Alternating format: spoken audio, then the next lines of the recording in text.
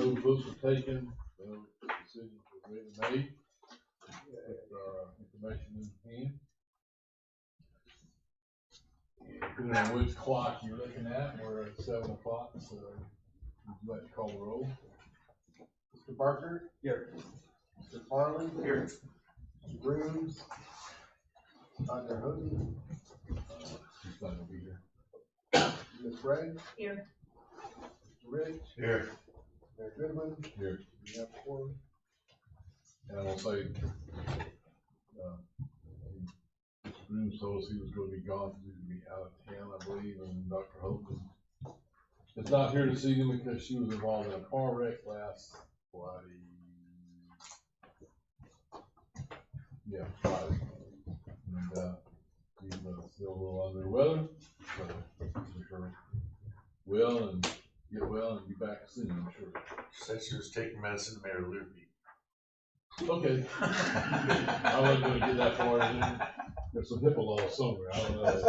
At this time, we'll have the invocation by Councilman Folly, followed by the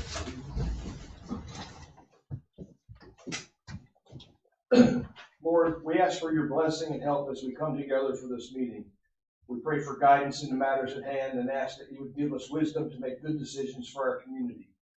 While we enjoy this holiday season, let us pause to remember in prayer those who have been devastated by the recent storms across our nation. We pray for those who have lost their lives so suddenly. We hold in our hearts the families forever changed by grief and loss. Surround them with your love and the compassion of others so that they might be sustained in this time of trouble. Amen. Amen. Pledge allegiance to the flag of the United States of America and to the republic for which it stands, one nation, under God, indivisible, with liberty and justice for all. So in the mayor's comments tonight, I'll make a couple of comments. One, again, thank you, Colleen, and all the elves and all the folks who helped put the program on for Santa in the Park, and also the Christmas parade. I don't know who ordered the weather, but you did well on that too. So, good weekend. Thanks. And everybody else who, once they all stand, everybody was standing up and decided it had something to do with it. Everybody that was working hard at getting that done. And then once a year, we get to announce the Citizen of the Year, which is a great honor to be able to do that. And the Citizen of the Year this year, he already knows about it, so John, you might as well walk on up here. He spent a lifetime here, serving in Folly Beach, literally a lifetime here. Grew up here. Still does a lot of service on Folly Beach. I thought one thing that was unique, and you can blame Cliff for this, because Ryan's not here to say it, but I'm sure he'd probably said it too, was that, hang on there, Mr. Mayor. Did they, you do a pretty good impression. A lot of you are Great guys. They actually broke the rules when you were 14 years old, and then you joined the volunteer fire department instead of being 16 because your father couldn't feed you, so they had to take you in to feed you. Exactly. It was eating a little too much. I thought that was We're pretty back then, interesting. we didn't have rules. I thought that was pretty interesting. So, it's my pleasure to present to you the Citizen of the Year 2021, Mr. Johnny Brandt, and all that goes with it. I would give you a key to the city, but you probably won't break in somewhere. So. A little speech for you. Yeah, there you go. There you go. No real speech. It's been my pleasure to serve citizens of Folly Beach and do what we do. I don't do it for the pay, I do it for the people. Yeah. And you'll tell that other guy that you work with, thank you too. Oh yeah. All right. I'll tell the big fella. Good. Appreciate it. See you soon. Yeah. Merry Christmas. Merry Christmas to you too. And thanks for that.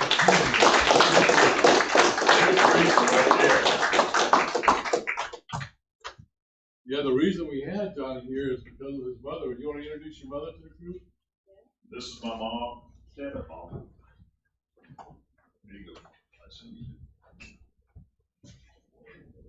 This is my mom, Faye Branks. Those of us that don't know, we moved out here when I was 12. and I'm now 58. Lived down on Seacrest, so I've always wanted to be a fireman, and Cliff here is the one that trained me. Him and Brian and many chiefs. So I'm honored. I followed in her footsteps. As a nurse, I work in the cath lab, so I try and give to everybody. Thank you, folks. Thank you.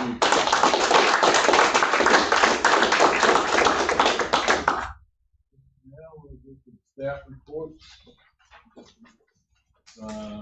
Who's still here? Johnny, let the boss get that frame, however she has to go to decor. Good here. I'll just do this. And then bring you the bill for a frame. You know, Yes, sir. I would get a frame, but it would be wrong. I guarantee you. I tell you what, I'll let Charlotte tell you. No. And she said she wasn't here to see me, but she had another meeting at the church at 7 o'clock. Oh, okay. Thanks, sir. Thank you. All right, well, good evening, everybody. I was asked to give an update to our AED implementation and purchase. I was unable to attend the last meeting. We were working on the new apparatus up at the factory, getting everything squared away. But so you guys know, once the AEDs were approved in our budget, we immediately started looking to see if we had any additional sources of income to supplant with grant funding and things like that.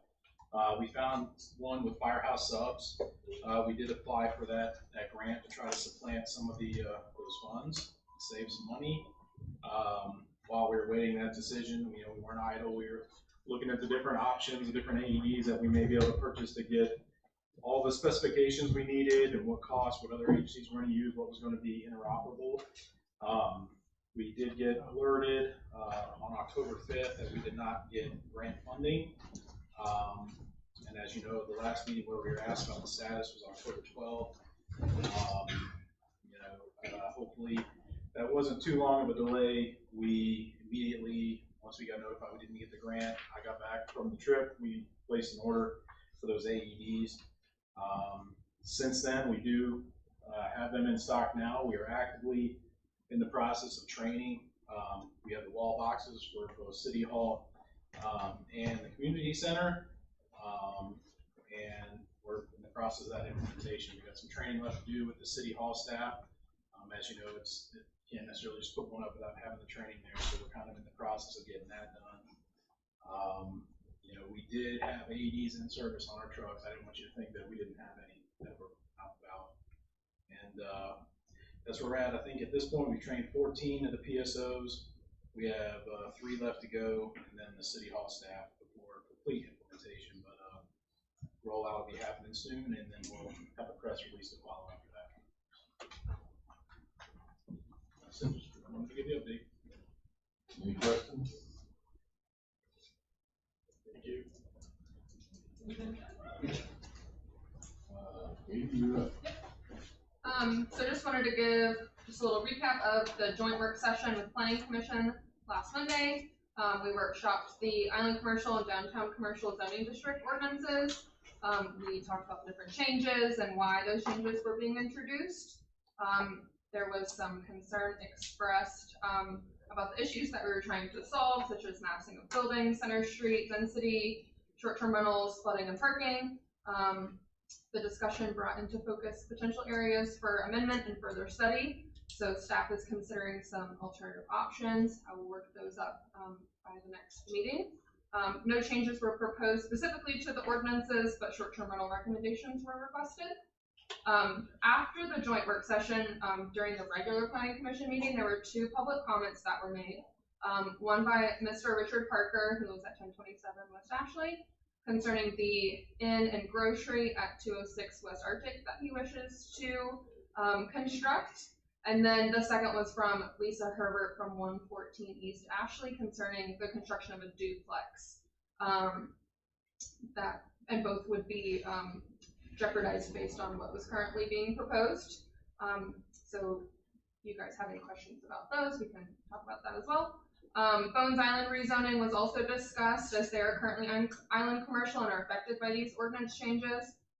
Mayor and staff met with members of Bones Island and are exploring options to rezone a majority of the island to residential, with duplexes as an allowable use. I am drafting a letter to send out to residents this week to let them know what their potential options are and to get feedback from that community. And then so next steps would be to remand those ordinances to Planning Commission to start the public hearing process. And that is intended to be to you guys in January, where staff gets some time to flesh out what we talked about last week. Any questions?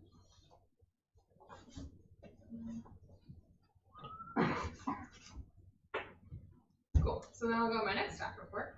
On the Bones Island sign, that's in the marsh. We have been in contact with Mr. Barber. He did talk to me at the Planning Commission meeting last week that he had a surveyor coming out soon. They're pretty backed up. So we're still waiting on the site plan with the proposed easement for you guys to review. An MOU has been passed, a resolution has been passed to authorize the signing of an MOU. So you won't have to go through that again, but we just want to present council with all of the information before moving forward with an MOU. So not really so much of an update, but just kind of want to let you know that we are still talking with them. Katie, can I ask you a quick question? Like, it's not about the MOU, but it is about this. Like, just thinking about it, and let's say, you know, down the road, Bones Island is sold, and it becomes, you know, Skippy's Fish Shack or whatever. What happens to that sign then? Like, can they use it? Can another business use it? Because then it's no longer. So it is between the Bones Island restaurant and the city of Folly Beach. So it wouldn't be. that is more of a. So that's when it would just become. I don't know, would the MOU become null and void if the ownership changes? If it's just an MOU, yeah. If it's memorialized by an easement. So, right, so and then that's when we get, I guess, into about the easement. But right now, the MOU stands between Bones Island Restaurant. So, Okay, so it's just. But it is being surveyed and is going to be deeded. Is that not right? it is being surveyed and an proposed easement is being shown for council to review. But there is nothing Will about. undoubtedly say for assignees, anyone who owns, I mean, you know, it's going to go with the business, which means, yes, people will, if someone buys a business, they would be able to change it to their own sign. To their own sign. I mean, I assume that's what the contemplation was now. If it's just an MOU, that's not necessarily so. But if there's an easement, So if there's an that's easement, permanent. if there's an easement proposed and it's turned down by city council, you can't come to an MOU with Bones Island Restaurant. And what's gonna happen is, they're not gonna have a sign out there at all.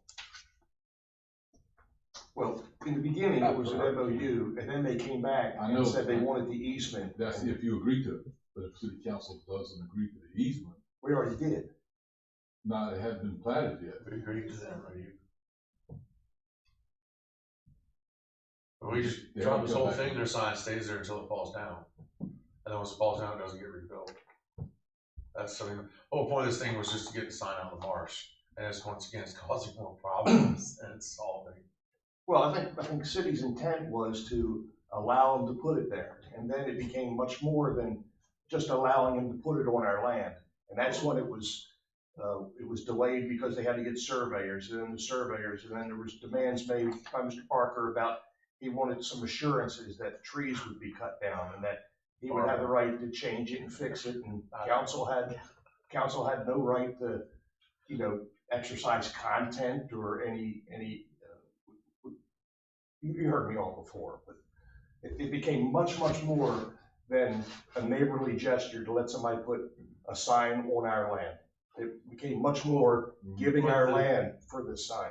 Yeah, because we were the ones that wanted them to get the sign out of the marsh, not the other way around. He didn't come up and say, hey, I got a great idea, I'll move my sign over here. You know, we wanted to, if you've ever met Robert, you know he's gonna dot his I's across the T's. Yeah, but actually, what had happened was, he got caught when the ordinance got changed that you can't have signs in the marsh.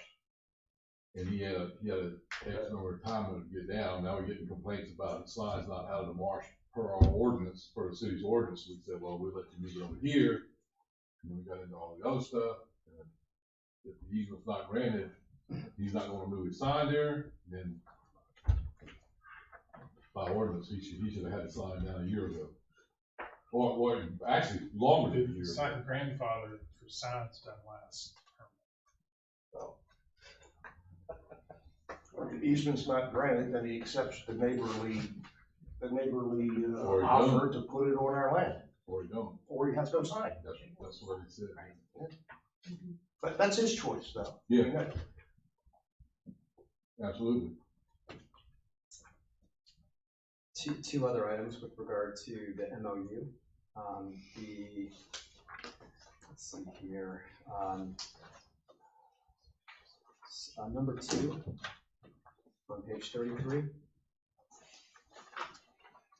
Last sentence where it reads, right to move the sign for safety reasons. The city reserves that right. This is something Councilmember Folly mentioned before. If in the future the city saw fit to develop that land for another public good, I believe the original intention may have been an auxiliary fire station, for instance. If that sign is problematically placed, would that fall under for safety reasons, or do we need to explicitly state that? Because absent doing so, the city hasn't reserved the right to move the sign. It's not, that doesn't qualify as a safety reason. I think it With that, Jeff? It would have to depend on where it goes and if you can see around it and all that kind of stuff. I would imagine.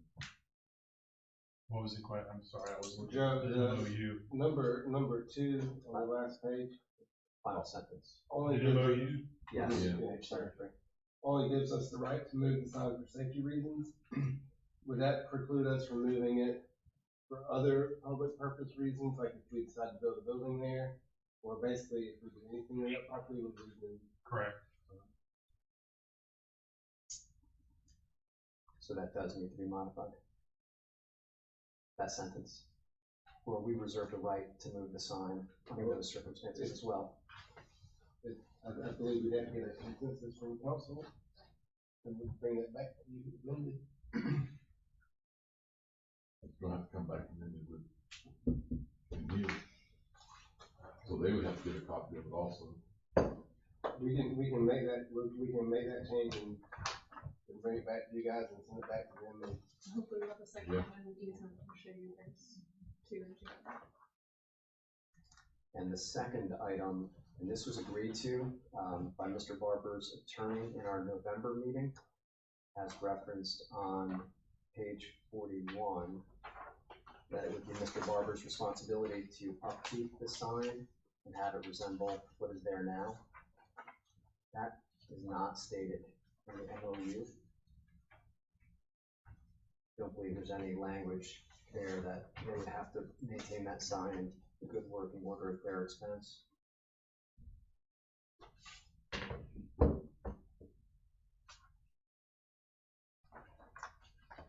We agree that the sign may be repaired, but it doesn't state that they would be responsible for doing so at their own expense. That would be number 2 also. Yes. And again, they were agreeable to that.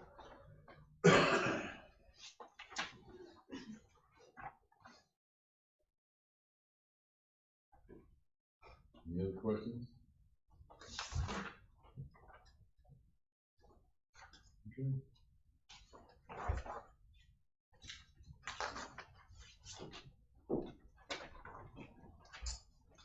Moving right along, have a motion to approve the agenda. So moved. For a second. I'd like to make a motion to postpone the Parks and Recreation Committee request to the next council meeting in January.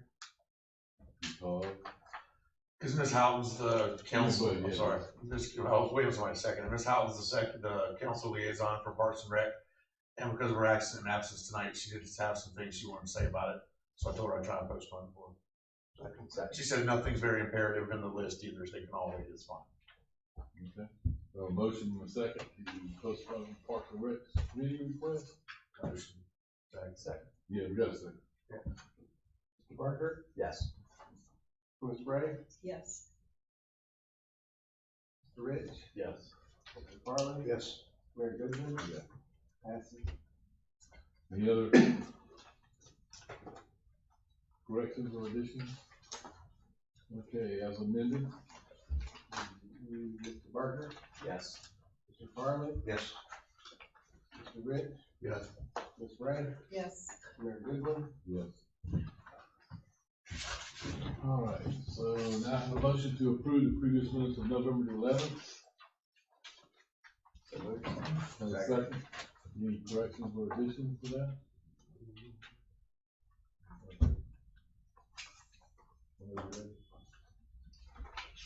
And, I'm sorry, Mr. Rich, were you the second?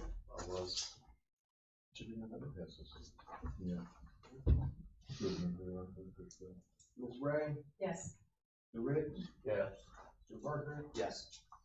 Mr. Farley, Yes. Mayor Goodman. Yes. Passes.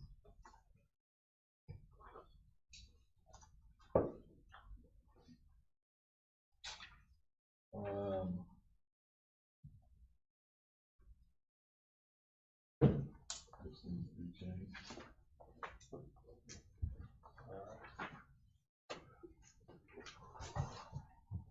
Okay. Doesn't seem like it's been a year, but I guess it has been. So, Ms. Nobles is here to, talk about a fun morning. Hopefully it's not freezing. Probably not. The last time we did it, it was. I am here to talk about the Keep It Dundee Run. I think some of y'all are familiar with it. Chrissy is the event director. I'm the co-event director. This is my first year as co-event director, but I have been a participant for many years. We raise money for the Children's Steamer Foundation. The event is February 19th. It's a Saturday at Loggerheads, and it's been there for as many years as I've been a participant. So we do it, my son has neurofibromatosis, which is one of the disorders that the Children's Steamer Foundation raises money for. So there's a couple of families that are local that we dress up, fun outfits, and we run a mile down Folly Beach. We start at Loggerheads and go to, I think it's 2nd Avenue, turn down onto the beach, come back up 2nd West, end up at Loggerheads. The actual run takes like 30, 40 minutes. And then we just kind of hang out in the morning at Loggerheads, do the run, and then come back. It's been a fun event every year that I've been a participant. We did it virtual last year, but we're hoping everything will stay okay and we can do it again there this year. That's okay with y'all. We do use the city police, block off some roads for the actual run. And then there's 21 and up at Loggerhead, so we have volunteers that, check IDs and everything like that, so we make sure everything's fixed up. So One thing I didn't ask you, give us your address for the record. my address is 316 Fountain Lane. That's 20412. I have a motion for approval. So moved. Have a second? Second. Any questions or comments? Thank you. Mr. Barker, Yes. Mr. Farley, Yes. Ms. Bray, Yes. Mr. Rich, Yes. Mayor Goodman. Yes.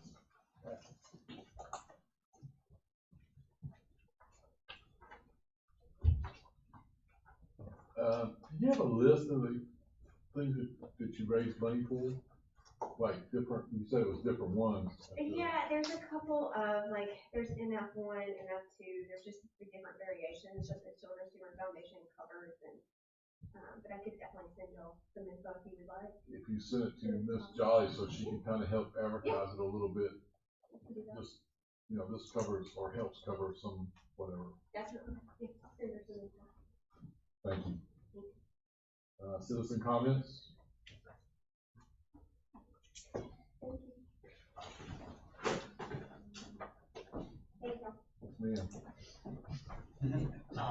My name is Sean Carlin. I'm the architect for Richard Parker. He he actually lives at 1029 West Ashley, not 1027, just for the record. I just wanted to state that, I mean, I think a lot of the ideas that you guys have for the IC district are great. The only one that seems kind of contrary to what I've read from your strategic plan for the district would be the side setbacks on a 70-foot wide lot after about tight 3 feet buffer from lot line to your parking, a 19-foot depth parking space. You have an extra foot depth in every parking space here on Folly Beach, an 11-foot drive aisle, the 10-foot setback on the far side, and any kind of, if you wanted any kind of circulation between the building and parking, you're left with 24 feet in building width that you can have. And that's a linear strip building, and that doesn't really allow for any pull and push and articulation to create interest in the building. Otherwise, it kind of presents for parking either on those dual frontage lots, either at the front and the back, and then putting a big block in the middle, but you're not connecting to any of the public right-of-ways without kind of, you don't have the building fronting either of those streets and creating a presence that I feel you would be looking for on that. And all of this is if you have business or a retail space on the ground floor, which is what I had read was the intent. I mean, you can have a wider building and park under it, but then you cannot get any kind of public engagement from a retail space on the bottom floor. That's all. Anybody else?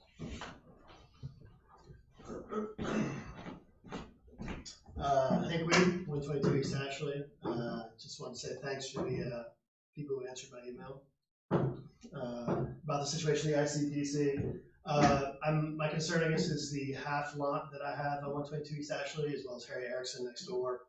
The setbacks, if they were 10 feet, would bring my property to basically 15 feet of usable area, which my wingspan is like 6'2", so basically twice this would be the width of buildable property on that spot. So that was my concern.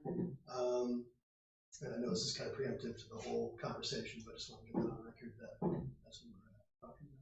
So, thank you. Thank you. Anybody else? So, moving into old business, ordinance 29-21. Ordinance amending chapter 162.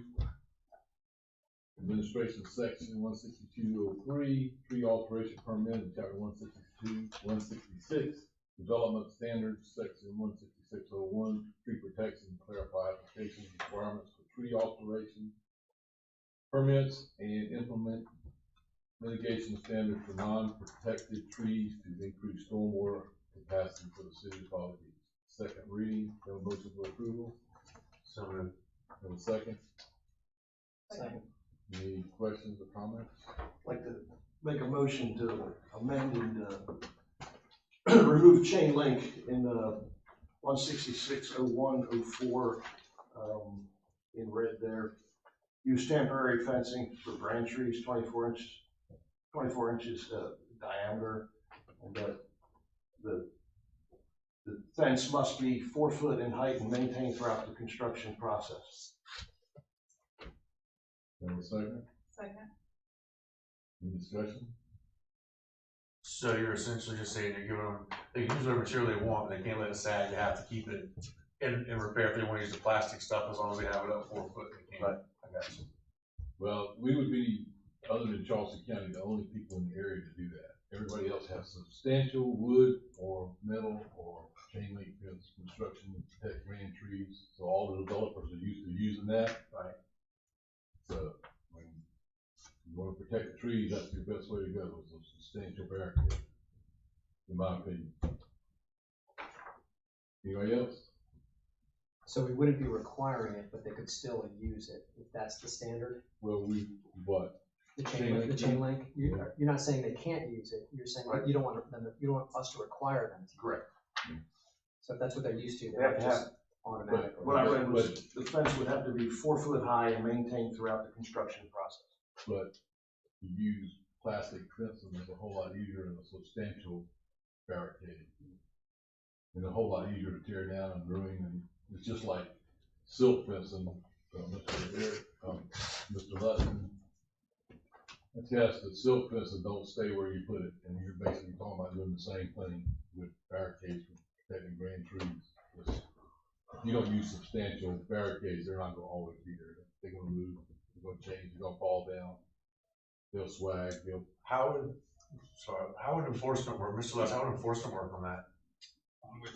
Like with the fencing? Is that, if we keep it at a temporary chain fencing, you know what it is the whole time, you don't have to babysit, if you will. Right. But if they can use the material like Mr. Folly's mentioning, and they have to just keep it upright with 4 foot, does that throw a monkey wrench into y'all's program, or is that easier? Like, how does, you know a little more about this than we do, is that? I won't say it can't be done, but it'll be about 4 times harder to deal with plastic stuff on our end for enforcement. I think a big part of that is the grading changes inside of that zone, where you see one being better than the other. You get heavy equipment going, you know, everything from bobcats to backhoes going through these sites.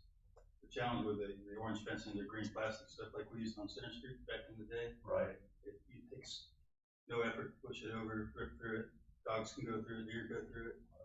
And so every day, you know, unless we hire somebody to just keep checking sites, only doing that, it's gonna be pretty challenging. I'm not saying we can't do it, but Hire more people, it's a matter of. Any other questions? So, Mr. Farley, what specifically is your concern with the chain link fence? Is it aesthetics? Aesthetics with that, and just, I think it's, Charleston County doesn't require it. I think it's owners for, in my lot, and I look at my backyard, and I've got probably 5 trees that would require chain link fence around them. And that would essentially, I'd have chain link, because it's not just a tree, but it's the drip line. I'd have a third of the yard would have to be encompassed in chain link fence. That's the idea, so they don't get too close to the trees. A third of the yard would have to be encompassed in plastic fence that they're gonna have to keep up, which Mr. Les just said would be harder to maintain. Any other comments? Questions? But it'd also be hard for, I don't know, I mean, the equipment to move around, if it's all chain, like, thinking of, you know, a backyard that's full of chain link fences to protect all the trees. I guess they can't get around it either if it's the orange fencing as well. You make it both, one, like they have to use one or the other? Like you have to have the. Well, that's what we're trying to get away from, so we can make it a more substantial barricade. What if you made it taller? Like the orange fencing? Taller is not gonna help it, man. It still falls down. 3 foot, 4 foot, 6 foot. If you make it a lot taller, they're gonna have to, it'd be harder for me to put up, because they'll have to buy 2 rolls, and I'll have to put one on top of the other. Any more? Mr. Pope? Ms. Ray? No. Mr. Farley? Yes. Mr. Parker? No. Mr. Rich? No. Mayor Goodwin? No. Motion passed. Any others? And back to the original, 29, 21. Mr. Rich? Yes. Mr. Farley? No. Mr. Parker? Yes. Ms. Ray? Yes.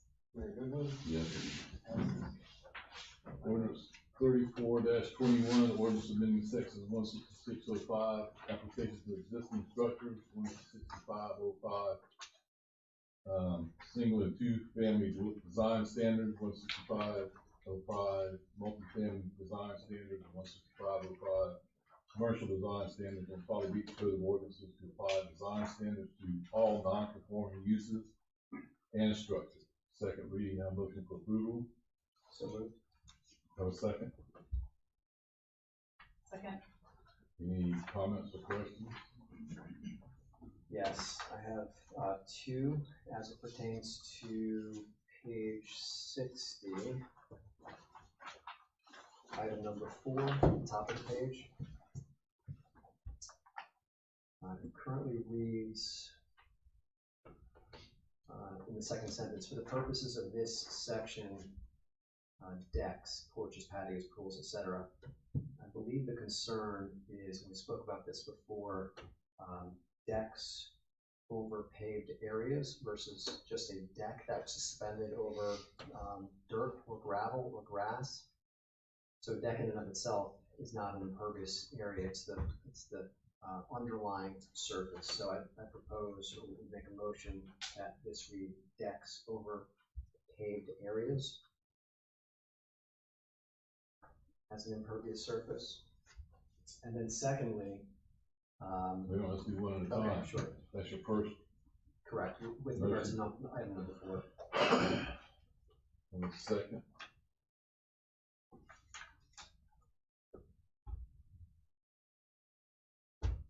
Okay. Next.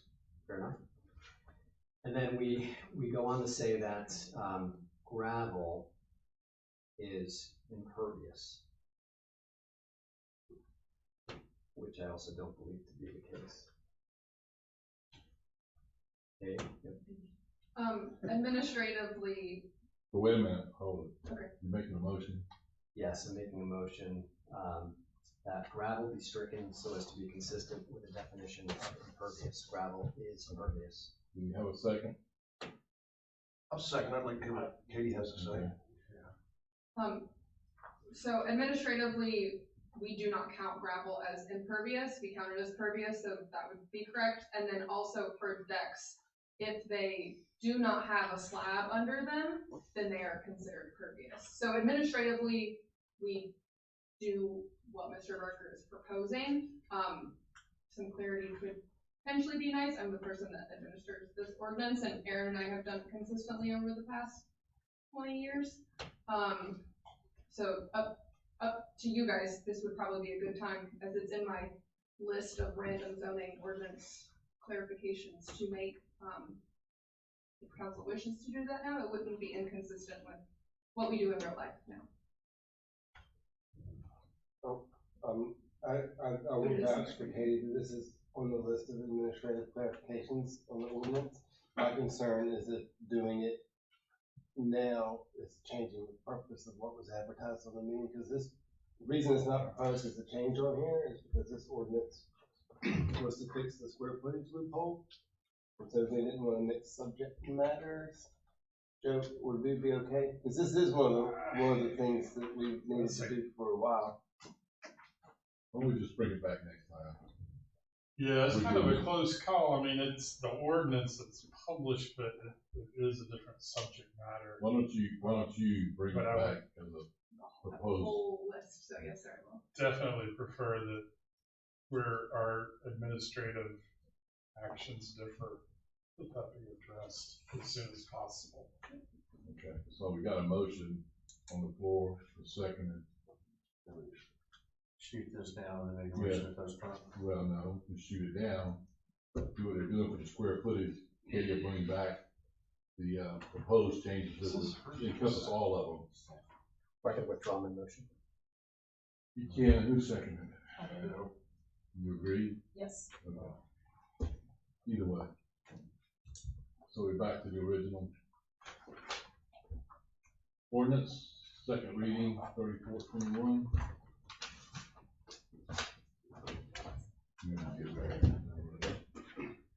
Mr. Barker? Yes. Mr. Farman?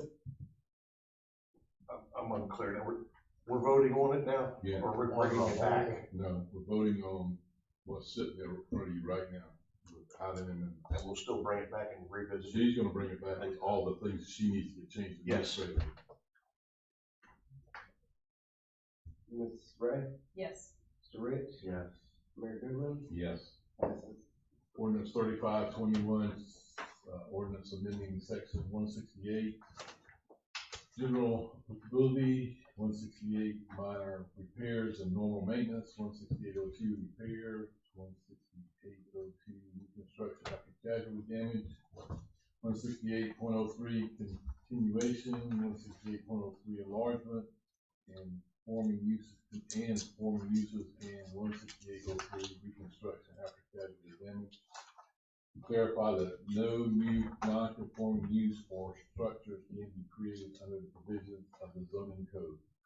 Second reading, I have a motion for approval. So moved. And a second. Do I have a second? Second. Thank you. For second reading, it's kind of close. Any questions or amendments or for this one? Okay. Ms. Ray? Yes. Mr. Parker? Yes. Mr. Rich? No. Mr. Farley? Yes. Mayor Goodwin? Yes. Passes.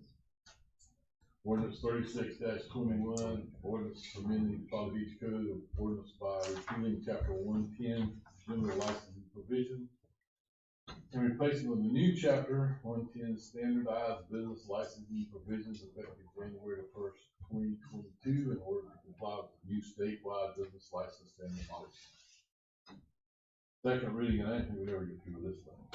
But anyway, this is to comply with the new act that's gonna move everything to April, it looks like, all around the company.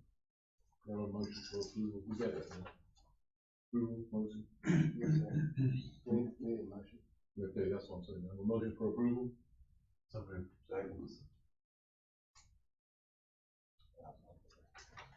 The date for second reading should be changed to 12/14. Yeah. December 14th. I got a lot of scribble there. I'm here.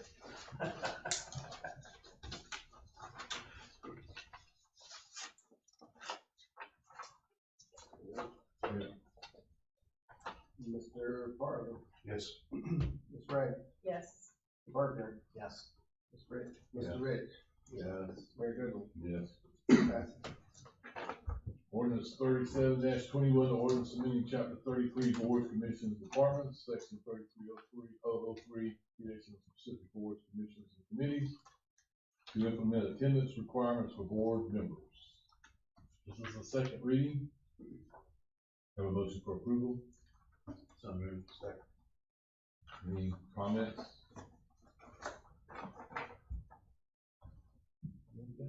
Mr. Rich? Yes. Ms. Ray? Yes. Mr. Farley? Yes. Mr. Parker? Yes. Mayor Goodwin? Yes. Passes. Okay. Resolution 45-21, new business. Resolution by Folly Beach City Council adopting the 2022 regular meeting calendars for Folly Beach City Council, Planning Commission, Design Review Board, Parks and Recreation Board, and official holiday calendar. You have them all with you. Do I have a motion for approval? So moved. In a second, you got it? Open arrow. Mr. Parker?